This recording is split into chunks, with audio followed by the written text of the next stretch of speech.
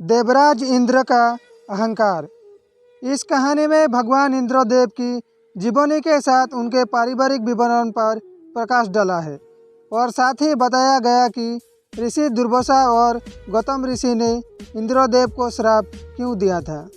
देवताओं के राजा देवराज इंद्र को स्वर्गपति अर्थात स्वर्ग के भगवान के रूप में भी जाना जाता है। वज्रपनि जिनके हाथ में वज्र है, सुरेंद्र देवताओं के प्रमुख, बसावा वसुओं के भगवान, मेघवाहन बादलों के सवार, देवेंद्र देवताओं के भगवान। वैदिक धर्म में भगवान इंद्र एक महत्वपूर्ण भगवान हुआ करते थे जो हिंदू और बौद्ध धर्म में एक प्रमुख पूजनीय देवता बन गए थे। देवताओं के राजा इंद्रदेव को आमतौर पर एक दयालु भगवान के रूप में दर्शाया जाता है जो अपने उपासकों के लिए उदार होते हैं क्योंकि वे लाभकारी बारिश करते हैं और अकाल को समाप्त करते हैं जिससे मानव जाति को समृद्धि मिलती है। कई युगों के बाद देवराज इंद्र एक पूज्य भगवान से केवल एक पौराणिक व्यक्ति के रूप में परिवर्तित हो गए। इंद्रलोक देवराज इंद्र का निवास भक्तों के लिए एक सपना निवास है जिसे हर भक्त मृत्यु के पश्चात प्राप्त करना चाहता है। साधकों का मानना है कि स्वर्ग एक खुशहाल निवास स्थल है जिसे प्राप्त करने से आत्माएं मुक्त हो जाएगी और शानदार जीवन का आनंद ले सकेगी जो स्वर्ग के राजा के समान होगा। हालांकि पवित्र शास्त्रों में वर्णित तथ्यों में उल्लेख है कि इंद्रदेव को हमेशा स्वर्ग के राजा होने के अपने पद को खोने का डर रहता है। इसलिए हिंदू भिक्षुओं को इस विश्वास के साथ हमेशा परेशान करते हैं कि ये आत्मबोध प्राणी यानी साधु संत तपस्या करने के कारण कई आध्यात्मिक शक्तियाँ प्राप्त कर लेंगे और उनसे अधिक शक्तिशाली बन जाएंगे जिससे वे देवराज इंद्र का पद धारण करने के योग्य बन सकते हैं। तब इंद्र को अपने पद का समर्पण करना होगा। इससे भक्तों के मन में संदेह पैदा होता है कि क्या स्वर्ग का राजा सचमुच खुश और समृद्ध जीवन जी पाता है? क्या भगवान इंद्र अत्यधिक असुरक्षित जीवन जीते हैं? भगवान इंद्र को हमेशा राक्षसों से लड़ने और हिंदू भिक्षुओं को परेशान करने के लिए क्यों चित्रित किया गया है? क्या स्वर्ग वास्तव में एक सुखदायक निवास है?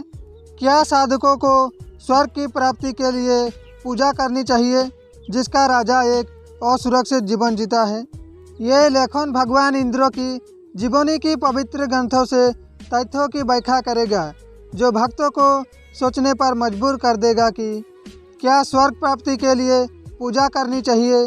क्या कहीं और एक अनंत और सुखदायक परम निवास है? इंद्रदेव को स्वर्ग के राजा का शानदार जीवन जीने के लिए जाना जाता है। यद्यपि वैदिक भारतीय साहित्य उन्हें एक शक्तिशाली नायक के रूप में चित्रित करता है, लेकिन इंद्र को उनके भोगवादी होने के लिए भी जाना जाता है जो अपने व्यभिचारी सुखवादी संबंधी और नशे की आदतों के कारण लगातार परेशानी में पड़ जाते हैं क्योंकि वो सोम मदिरा के बहुत शौकीन है। सीधे शब्द में भगवान इंद्र एक शराबी है जिसके कारण अधिकांश समय वे इसके दुष्प्रभाव भी भुगतते हैं। एक बार अभिमन्यु इंद्र ने वृंदावन को डुबाने के लिए मूसलाधार बारिश की थी। द्वापर युग में भगवान विष्णु ने अवतार लिया था और भगवान कृष्ण के रूप में दिव्य लीला की थी। उन्होंने वृंदावन वासियों को देवताओं की पूजा करने से मना किया था। इससे दुखी होकर सभी देवता इंद्रदेव के पास गए और उनसे इस मुद्दे को हल करने का अनुरोध किया। श्री कृष्ण के इस निर्णय से निराश होकर उन्हें सबक सिखाने के लिए अहंकारी इंद्र ने खुद को गोकुल का एकमात्र रक्षक मानते हुए मूसलाधार बारिश की जिससे वृंदावन में बाढ़ आ गई और इस शहर को भारी नुकसान पहुंचा। जब तक उनकी पूजा की जाती थी तब तक इंद्र सही समय पर पर्याप्त वर्षा करते रहे। जिस क्षण उनकी पूजा रोक दी गई तो वो बदला लेने वाले बन गए।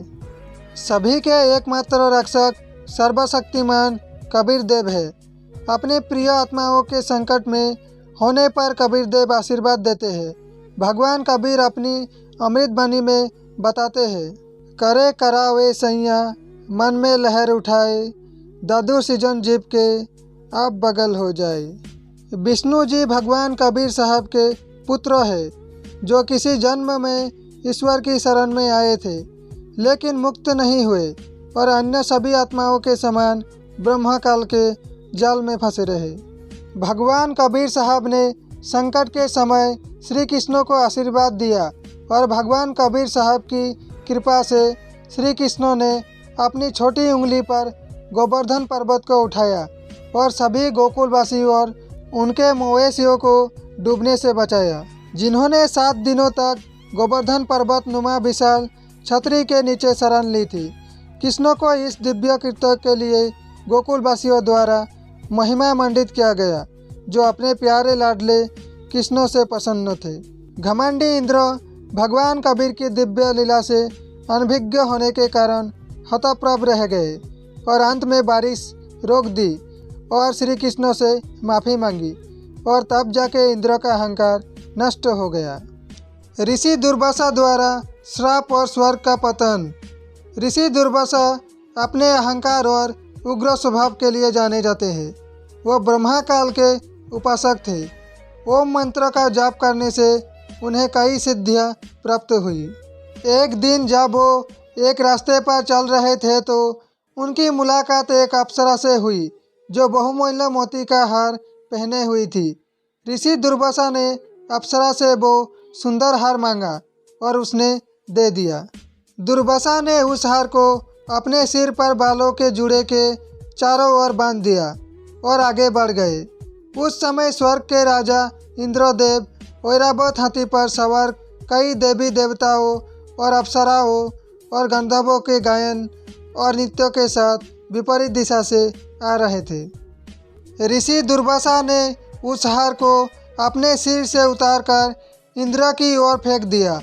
इंद्र ने वही हार ऐरावत के गले में डाल दिया, जैसे एक भक्त एक माला उपहार में देता है। उसी तरह हाथी ने उस हार को अपनी सूंड से उठाया और उसे जमीन पर फेंक दिया।